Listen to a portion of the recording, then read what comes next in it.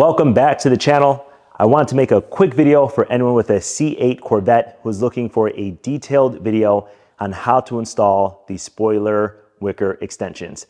Now there's three things I'm going to cover off in this video. One is going to be what the rear spoiler wicker extensions are for, when they're supposed to be used, and then how to put them on. Now I will leave a timestamp link in the comments if you're just looking for how to install them. But for those of you who want a little more detail on what they're for and when to use them, stay tuned for this video.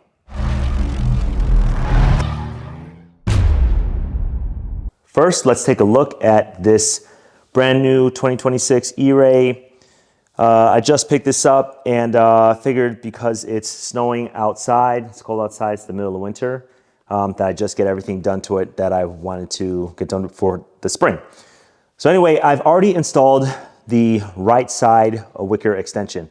And I think it's kind of hard to tell in video, but it does completely change the profile of the vehicle. I don't even know how to describe how it looks without. I think sheepish is the way I guess I would describe it. It looks a lot just less aggressive overall, and I just not satisfied with the profile of the car without the extensions. So anyway, there's that. But let's talk about like what they're even for. So a lot of you obviously know that this is going to be for downforce.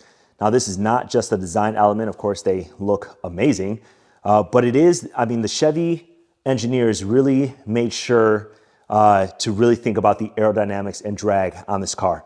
And so aerodynamic or drag and downforce have an inverse relationship. The more downforce that you have, the better your car is going to handle and turn, but also the lower top speed you'll have because it's going to add more drag. And so they did a good job of trying to balance the front of the car with the rear of the car.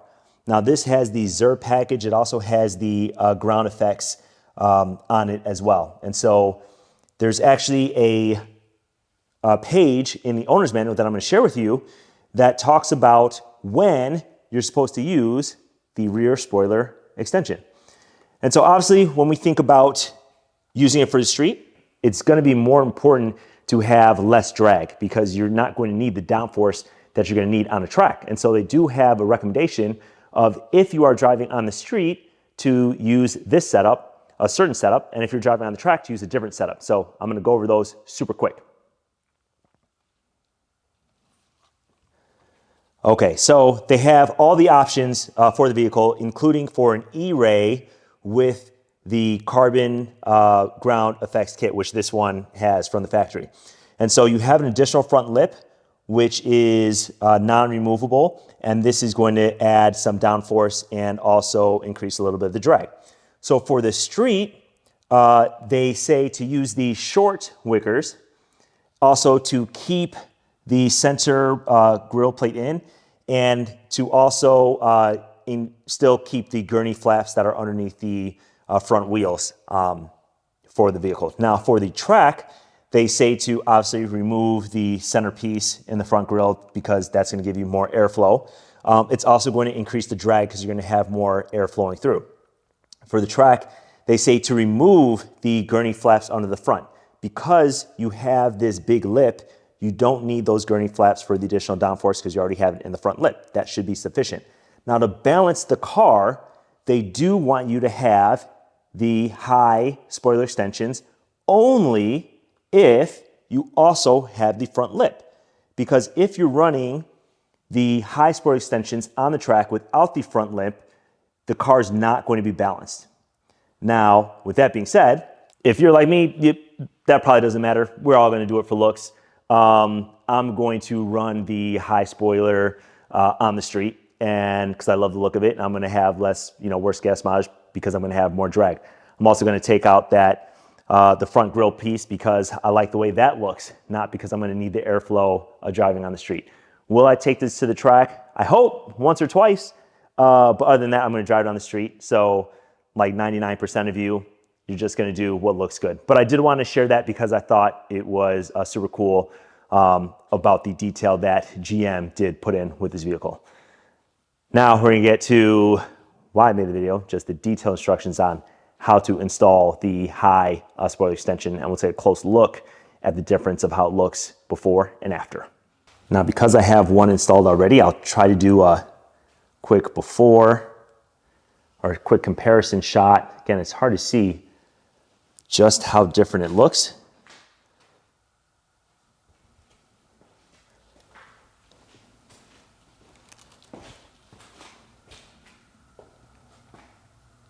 It really doesn't do this justice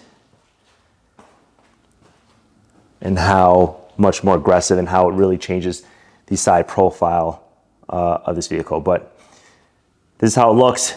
So if you're wondering if you should put the high spoiler, if you should order it, if you don't, here's a good image of how it looks with and without, and just how much bigger they are. Now, first part's easy. There's 4 T20 screws in here that you're going to take out. 1, 2, 3, 4. It does get a little tight here, so I have, a small ratchet, which is going to be really useful to take out. Now, there is a washer on each one of these, a little plastic washer, very small, and there is blue Loctite. So when I took this out, because it's a brand new car, the Loctite was actually still fresh. Probably didn't need to clean it off or put more on. I did anyway, because I'm not going to be removing these. But that's something that you're going to watch out for. Make sure you have each of the 4 washers when you're removing them. Make sure you put them right back. I just finished removing the low spoiler on the left side, so I wanted to show that off the car in comparison with the high spoiler also from the left side. You can see just how much bigger this spoiler, how much larger and taller this is, even when it's off the vehicle. Now, there's a couple more things I want to show you on the vehicle before I get to installing this piece. Now, the first time, at least for me, the first time you remove this piece, the OEM piece from the vehicle, you're going to see these pads here that help protect the spoiler from the Wicker extensions. All right, so now these are not adhesive strips. I think it's only adhesive on one side. This is not sticky at all. It looks to be just some padding to protect, again, the Wicker from the spoiler. So they've got it here and, out around each of these screw holes, the 4 that you see, and then you've got it along the top and bottom. So those are going to stay there. And for that reason, after I took the screws out, the spoiler it's still attached, and I had to slowly pry it, starting with the edges first, and then going along the slip here to then easily take it off. And again, it's super cold in here. I didn't have to heat up anything. Now, I also want to share with you the tool that I'm using. I'm going to link this in the description, but this is one of the best tools. You can extend it, you can make it smaller. Comes with a T20 that I use to ratchet to loosen the spoiler, and I'm also going to use to tighten it down. These are the 4 screws. I don't know if it's going to focus, if you can see the tiny little washers that are on there, but there's 4 of them. You can see this one's a little bit crushed, again, from when they installed it at the dealership. But those are the 4, and I'm just going to put some more blue Loctite on each of these. You can see the existing Loctite, and then I'll put them on. So here's the best method that I found to easily install this, especially if it's just one person. But you're going to want to get really underneath the car or below the spoiler to make sure you're at the right angle so that you can see the holes. And I started with the second to outside screw and then the other middle screw. Then you do the other 2. You want them all loose to make sure that you can move the spoiler around. See, you can still move it around. And then once all the screws are in, then you can hand tighten it. It does have torque specs, but they are so low that I think hand tightening will obviously be fine for this. For anyone who wanted to see the finished look, here's how it looks with both the extensions on.